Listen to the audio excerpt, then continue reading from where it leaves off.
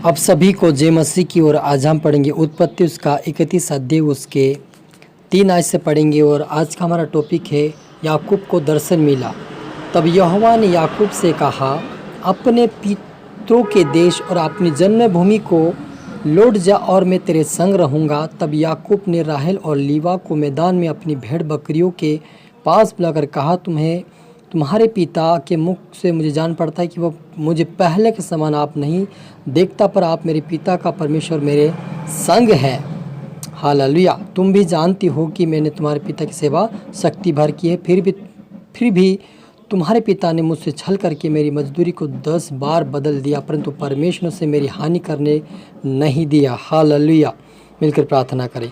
धन्यवाद सेनाओं की यहोवा रफ़ा यहोवा शालोम। प्यार प्रभु जी, आज के वचन आज के कलाम से मेरे पिता भारी से बातें कर प्रभु जी। तो आपके बेटा बेटी आज का वचन देखे सुना पिता वास पे बरकत पाए।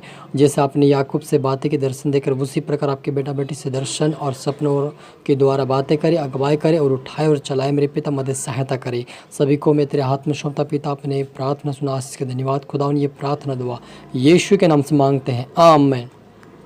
तो मेरे अजीजों, हमने यहाँ पर पढ़ा उत्पत्ति उसके 31 अध्याय उसकी 3 आयत से पढ़ा कि तब यहोवा ने याकूब से कहा, अपने पितरों के देश और अपनी जन्मभूमि को लौट जा और मैं तेरे संग रहूँगा। तब याकूब ने राहेल और लीवा को मैदान में अपनी भेड़ बकरियों के पास बुलवा कर कहा, तुम्हारे पिता के मुख से मुझे जान पड़ता है कि वह मुझे पहले के समान आप नहीं देखता, पर मेरे पिता का परमेश्वर मेरे संग है। हालेलुया। मेरे जी, जो हम यहाँ पर देखते कि याकूब जो है अपने भाई के आशीष को लेकर भागा, तब परमेश्वर ने उसको दर्शन दिया। एक नगर आया था, उस नगर में उन्होंने रात बिताया, वहाँ पर दर्शन दिया और वे आगे बढ़ा। और परमेश्वर ने कहा था कि मैं तेरे संग रहूँगा। उसी परमेश्वर ने जब वो लाबान के घर अपने मामा के यहाँ गया तब उससे दर्शन दिया और परमेश्वर ने कहा कि मैं तेरे संग हूँ, मैं तुम्हें आशीषित करूँगा। और सचमुच जब वह मामा के यहाँ काम करने लगा तब मामा ने कहा कि मैं आपको ऐसा काम नहीं करवाऊँगा, बिना मजदूरी का काम करना मेरे लिए अपराध है, इसलिए मैं तुझे मजदूरी दूंगा। करके उन्होंने काम करवाया और वे परमेश्वर को सामने रखकर याकूब काम करता था और उससे सारे कामों में सफल और आशीषित करता था। जितने काम वो करता था याकूब परमेश्वर का नाम लेकर वो सफलता पाता था। और वो जो लाबान था उसका मामा, वो बार बार बदलता था, क्योंकि वो कहता था कि तुम्हारी चीते वाली बकरी और मेरे लाल वाली बकरी, ऐसे करके कई प्रकार की वो बार बार बदलता गया। लेकिन याकूब कहता कि मेरा परमेश्वर, जो मेरा पितरों का परमेश्वर मुझे कहता कि तू अपने देश को जन्मभूमि को लौट जा, मैं तेरे संग रहूँगा। और वो विश्वास के साथ वो वहाँ से निकलने के लिए तैयारी करता और वे लीवा और राहेल को बुलाकर कहता कि तुम्हारे पिता जो है पहला जैसा मेरा और उसका व्यवहार सही नहीं जान पड़ता, क्योंकि वो मुझे पहले जैसे नहीं दिखता है। अभी उसके चेहरे के ऊपर कोई अलग तरीके से चेहरा दिखता है, उसका पहले जैसा प्रेम वाला चेहरा नहीं दिखता है। इसलिए परमेश्वर वहाँ मेरे संग है और हम यहाँ से चले। जब लाबान कुछ काम करने के लिए चला गया तब याकूब ने फैसला लिया और वे वहाँ से चल दिया। जब वे वहाँ से निकल आया तब 3 दिन के बाद लाबान को पता चला, उसके मामा को, कि वो भाग चुका है। क्योंकि लाबान जो था उसको आने नहीं देता, क्योंकि उसकी जो 2 बेटियां हैं उससे वो प्रेम करता था और वे चाहता था कि वो वहीं पर रहे। लेकिन यहोवा ने दर्शन देकर याकूब से कहा था कि तू अपने जन्मभूमि लौटी पे वापस लौट जा कहा था, और इसलिए वो वहाँ से भाग निकला।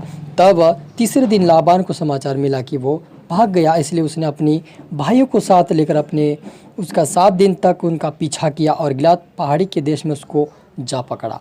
गिलाद पहाड़ी देश में 7 दिन तक वे चलते रहे और 7 दिन के बाद गिलाद नामक पहाड़ी पर याकूब को उन्होंने पकड़ लिया। लेकिन पकड़ने से पहले उन्होंने देख लिया, लेकिन उससे पहले परंतु परमेश्वर ने रात की सौपन में आरामी लाबान के पास आकर कहा, सावधान रहा, तू याकूब से ना तो भला कहना और ना बुरा कहना। मेरे अजीजों, हम यहाँ पर देखा है पहले क्या किया, परमेश्वर ने याकूब को दर्शन देकर कहा कि अपने जन्मभूमि अपने पिता के पितरों के पास लौट जा कहा, है ना। क्या कहा कि लौट जा। और फिर वो जब भाग निकला तब 7 दिन तक लाबान पीछा किया, लेकिन लाबान एक हानि करने के लिए उनका पीछा किया था, क्योंकि वो सारी उसके धन संपत्ति जो याकूब की मेहनत की थी उसे लगता था कि मैंने दिया है, क्योंकि उसके पास से ही उन्होंने मेहनत के साथ उसको अपनी मजदूरी में लिया था और उसको परमेश्वर ने दिया था। और वे हानि की सोच रहा था। उसी रात को जब इन्होंने देख लिया कि वो डेरा डाला हुआ है गिलाद पहाड़ी पर, तब उन्होंने भी उसके आसपास डेरा डाला और रात रुका। उसी रात को परमेश्वर ने कहा लाबान से कि ना तो याकूब से तू बुरा कहना ना भला, क्योंकि वो मेरा परमेश्वर कहता कि वो मेरा जन है और उसको मैंने आशीष दी है। हालेलुया। और जब लाबान याकूब से मिला तब कहा, क्या ऐसा तूने क्यों किया मेरे साथ? क्या यदि तू कहता तो क्या मैं अपनी बेटियों के आनंद के साथ आपके लिए नहीं भेज देता? क्या मैं उनको आनंद के साथ आपके साथ नहीं भेजता? क्या मैं कुछ और धन उनको देकर आशीष नहीं करता? क्या वो सवाल पूछता है कि तू ऐसा क्यों चोरी से भाग निकला? लेकिन वो कहता है, याकूब कहता है कि मेरा परमेश्वर ने मुझे कहा और मैं चले आया। मेरे अजीजों, यदि आपके कोई शत्रु हो और आपका पीछा कर रहा हो तो उस शत्रु से ही वो कह सकता परमेश्वर कि उससे बुरा भला कुछ ना कहना। अगर याकूब से परमेश्वर याकूब के बारे में लाबान से कहता कि उसको बुरा भला कुछ मत कहना, और वे कुछ नहीं कहा। लेकिन वो कहा, अगर तू मुझे बता कर आता था मैं आनंद के साथ आपको विदा करता और वीणा बजाता, नाचते हम और आपको कुछ आशीष देता मैं। लेकिन वहाँ पर भी वो नम्र बनकर अपनी बेटियों को आशीष दिया और वहाँ से वापस वो चल दिया। लेकिन हम यहाँ पर ये सीख मिलते कि याकूब को परमेश्वर ने कैसे बचाया। उससे खुद भी दर्शन दिया, लाबान को भी दे दिया कि उसको कुछ मत कहना।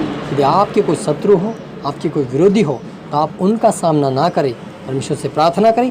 वो खुद ही परमेश्वर आपका निर्णय करेगा और वो आपको छुड़ाएगा। चाहे बीमारी हो, चाहे समस्या हो, चाहे जैसी परिस्थितियाँ हो, वो परमेश्वर आपके जीवन में बदलाव के लेकर आएगा। यदि वो याकूब की रक्षा कर सकता है, उस शत्रु से लाबान से बात करके उसको बचा सकता है, तो आप और मुझे भी बचाने वाला परमेश्वर है। आप और मेरी वो सहायता मदद करेगा। हालेलुया। यदि वो परमेश्वर याकूब को बता देता है कि तुम्हें वापस लौटना है, वो बिना धड़क के, बेधड़क, बिना पूछे, मामा को बिना बताए वो लौट आया, क्योंकि उसको परमेश्वर ने आवाज़ दिया। यदि कोई आपको परमेश्वर आवाज़ दे रहा है तो इस देश से निकल, मैं जहाँ कहता हूँ वहाँ पर जा, तो आपको जाना है। सेवा पे जा, तो आपको जाना है। आवाज़ सुनकर अनसुना ना करें, लेकिन जाए, क्योंकि उस समय आपके लिए आशीष दुगनी रखी हुई है। हालेलुया। मिलकर प्रार्थना करें।